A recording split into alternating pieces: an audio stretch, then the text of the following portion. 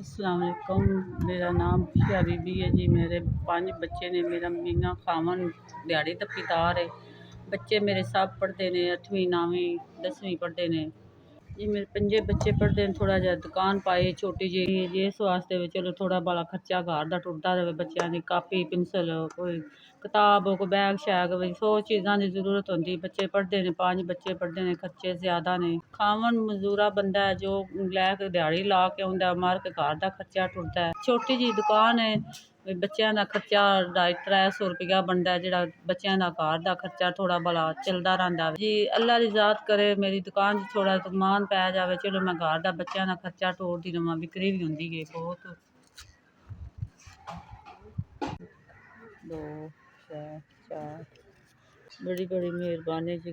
4000 रुपया आ गया, थोड़ी बहुत बहुत मेहरबानी। भला होवे अल्लाह पाक, तां सुख दे, अल्लाह चोखा दे, अल्लाह सेहत दे, तंदुरुस्ती दे जी। दुकान वास्ते थोड़ा बाला चलो जो समान आ गया, मेरी बहुत बहुत मेहरबानी, बहुत शुक्रिया मेहरबानी। भला होवे तुहाडा। अगे दुकान च समान थोड़ा ही हुण ज़्यादा लै आसां, चलो बेच के तो अपने बच्चों का घर का खर्चा थोड़ा भला तोड़ती रहां।